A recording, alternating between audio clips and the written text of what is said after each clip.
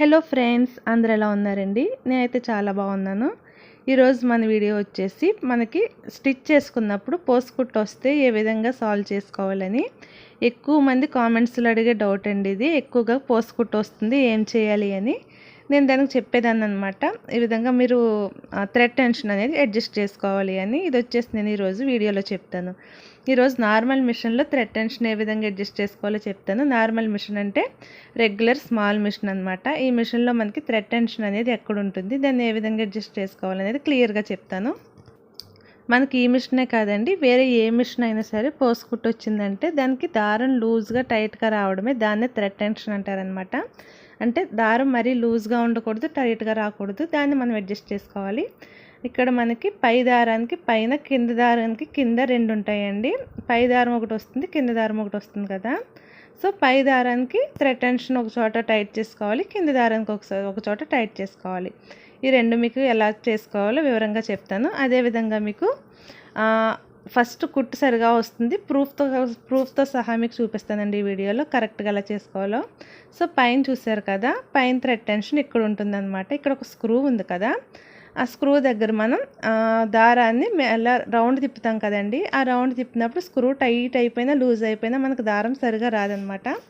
మనకి పై దారం thread tension అనేది నార్మల్ మిషన్లో ఈ స్క్రూ దగ్గర ఉంటుందన్నమాట, ఇక్కడ ఉంటుంది. కొంతమంది మిషన్లో ఇది ఫ్రంట్ కూడా ఉంటుంది. ఇది ఈ స్క్రూ బాగా లూజ్ అయిపోయిందనుకో మనకి దారం అనేది బాగా లూజ్గా వచ్చేస్తుంది, అప్పుడు మనకి పోసుకుట్టు వచ్చేస్తుంది.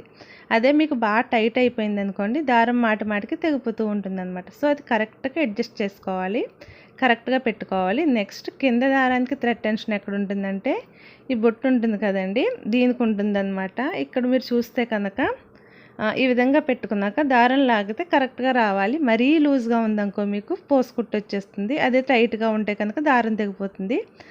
ఇక్కడ చూసారు కదా, ఒక రెప్పలా ఉంటుందన్నమాట. అక్కడ మనం చూస్తే ఒక చిన్న స్క్రూ ఉంటుంది.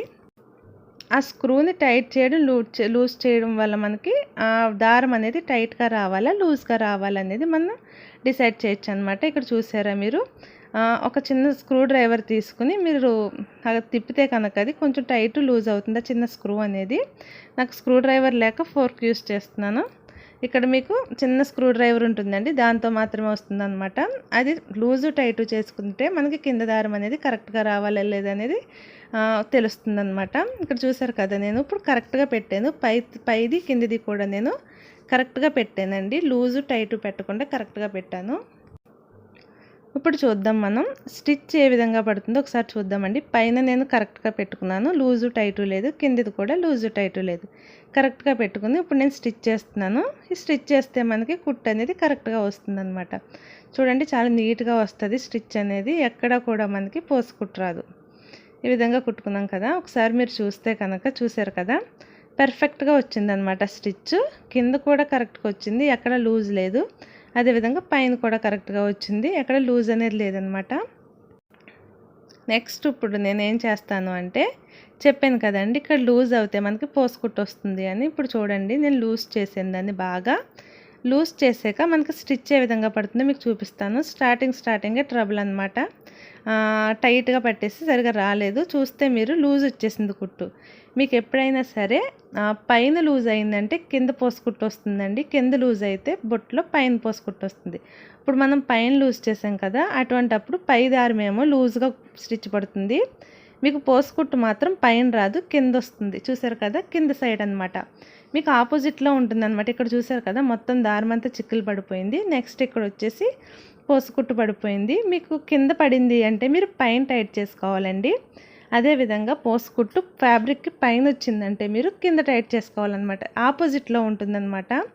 మీకు పైన పోసుకుట్టు వస్తే పైది టైట్ చేసుకుంటాం, అలా చేయకూడదు, దానికి ఆపోజిట్ చేయాలి. పైన పోసుకుట్టు వస్తే కింద టైట్ చేసుకోవాలి, కింద పోసుకుట్టు వస్తే కనుక మీరు పైది టైట్ చేసుకోవాలి. ఇప్పుడు నేను మళ్ళీ ఏం చేశానంటే నార్మల్గా పెట్టేసాను, అంటే లూజ్ పెట్టాను కదా, మళ్ళీ టైట్గా నార్మల్గా పెట్టేసానండి. నార్మల్గా పెడితే స్టిచ్ ఏ విధంగా వస్తుందో ఒకసారి చూడండి.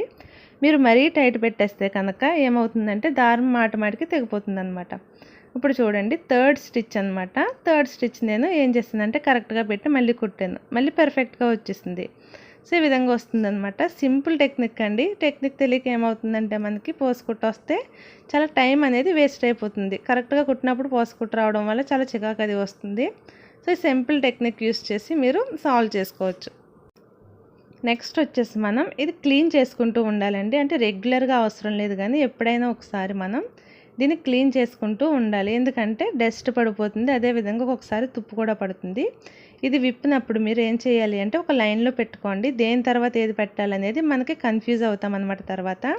అందుకని మీరు ఏ విధంగా అయితే విప్పుతున్నారో అదే విధంగా ఆర్డర్లో పెట్టుకోండి. ఒకసారి ఫోటో తీసుకోండి, గుర్తుంటుంది మీరు విప్పే ముందు. లేకపోతే మనకు కన్ఫ్యూజ్ అవుతాం అనమాట, ఏది ముందు ఏది తర్వాత అని. చూసారా, ఇదంతా కూడా తుప్పు పట్టేసి అలా ఉంటుంది. ఒకసారి అలా నీట్గా క్లీన్ చేసేసుకోవాలి. అప్పుడప్పుడు చేయాలండి, హస్తమాట అవసరం లేదు. ఈ విధంగా క్లీన్ చేసేసుకుని ఒకసారి ఆర్డర్ మీరు కరెక్ట్గా చూసుకుని పెట్టేసుకోవాలి. ఇలా చేయడం వల్ల అక్కడ ఏమైనా డస్ట్ ఉన్నా కూడా మనకి దారం అనేది సరిగా రాకుండా పోతుందన్నమాట. అందుకని చెప్పి మనకి ఇటువంటి ప్రాబ్లమ్స్ అన్ని సాల్వ్ చేయడానికి అప్పుడప్పుడు ఈ విధంగా నీట్గా క్లీన్ చేసేసుకుని, మీకు ఆర్డర్ ఇంపార్టెంట్ అండి, ఏది ముందు ఏది వెనకాల పెట్టాలనేది చూసుకోవాలన్నమాట. ఇప్పుడు పైకి చూసారు కదా, కింద ఏమవుతుందో చూద్దాం.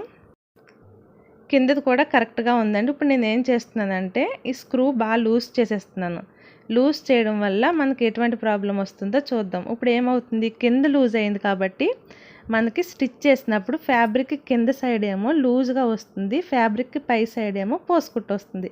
కింద ప్రాబ్లం ఉంటే పోసుకుట్టు అనేది ఫ్యాబ్రిక్కి పైన ఆపోజిట్ వస్తుంది. ఇక్కడ సేమ్ కలర్ థ్రెడ్ కాబట్టి తెలియట్లేదు, మీరు కనుక ఆపోజిట్ కలర్ థ్రెడ్ యూస్ చేస్తే మీకు బాగా క్లియర్గా తెలుస్తుంది. పోసుకుట్టు పైన వస్తుందన్నమాట.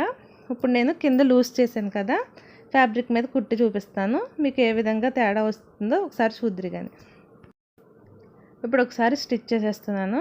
స్టిచ్ చేసాక మీకు డిఫరెన్స్ అనేది క్లియర్గా తెలుస్తుందండి. ఇప్పుడు మనకి ఏమవ్వాలంటే పైన పోసుకుట్టు రావాలి, కింద లూజ్గా రావాలి, సేమ్ అలానే వస్తుందన్నమాట. ఒకసారి మీరు క్లియర్గా చూడండి, మీకు చూపిస్తాను. ఇక్కడ చూడండి, మీరు పైన చూసారా స్టిచ్ పోసుకుట్టు వచ్చేసింది, మొత్తం పోసుకుట్టు వచ్చేసింది అనమాట. కింద వైపు చూస్తే కనుక మీకు లూజ్గా ఉంటుంది. ఇక్కడ ఇంకా క్లియర్గా చూడండి, ఫస్ట్ స్టిచ్ బాగా వచ్చింది, సెకండ్ స్టిచ్ పోసుకుట్టు వచ్చింది, థర్డ్ మళ్ళీ బాగా వచ్చింది, ఫోర్త్ చూసారు కదా లూజ్గా వచ్చేసి ఇటు పక్కనేమో పోసుకుట్టు వచ్చేసింది. సో పోసుకుట్టు వచ్చింది అంటే మనకి థ్రెడ్ టెన్షన్ అనేది సరిగా లేదని అర్థం. దానికోసం మీరు పైన కింద అడ్జస్ట్ చేసుకుంటే మీకు అసలు ప్రాబ్లమే ఉండదండి. చాలా సింపుల్ టెక్నిక్ అనమాట ఇది.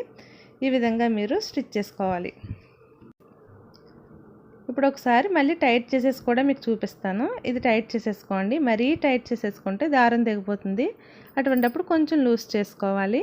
ఈ విధంగా టైట్ చేసేసుకుని ఎలా లాగు చూస్తే మనకి ఫ్రీగా రావాలన్నమాట. మరీ లూజ్గా రాకూడదు, మరీ టైట్గా రాకూడదు. ఇప్పుడు చూద్దాము. ఇప్పుడు పెట్టాక మళ్ళీ ఒకసారి స్టిచ్ ఎలా వస్తుందో చూద్దాం. మీకు ఇవన్నీ ఎందుకు చెప్తున్నానంటే మీకు బాగా క్లియర్గా అర్థమవుతుందని చెప్పి ఒక్కొక్కటి స్టిచ్ చేసి చూపిస్తున్నాను అనమాట. మీకు అది టైట్ చేయడం వల్ల లూజ్ చేయడం వల్ల కుట్లో ఎంత డిఫరెన్స్ వస్తుందో మీకు క్లియర్గా చూపించాలని చెప్పి ఇంత క్లియర్గా ఈ వీడియో చేశానండి. చూసారు కదా, ఇప్పుడు మళ్ళీ కుట్టు అనేది కరెక్ట్గా వచ్చేసింది. ఇది చాలా సింపుల్ టెక్నిక్ అనమాట. తెలియకపోతే మాత్రం మనకు చాలా విసుగు వస్తుంది, ఏం చేయాలో తెలియదు అనమాట. ఇంకొక విషయం ఏంటంటే ఎప్పటికప్పుడు మనం మిషన్ని క్లీన్ చేసుకుంటూ ఉండాలండి. ఇంకొక ప్రాబ్లం మెయిన్ వచ్చేది ఏంటంటే వీల్ స్టక్ అయిపోతుంది అనమాట. ఆ వీల్ ఎందుకు స్టక్ అవుతుందంటే ఇక్కడ మనకి చిన్న దారం పీసులు అనేవి అడ్డపడిపోతాయి. ఇక్కడ ఉంది కదా సూదికి కింద పార్ట్, ఈ పార్ట్లో చిన్న చిన్న దారం ముక్కలు ఉండిపోవడం వల్ల మనకి వీల్ అనేది స్టక్ అయిపోతూ ఉంటుంది.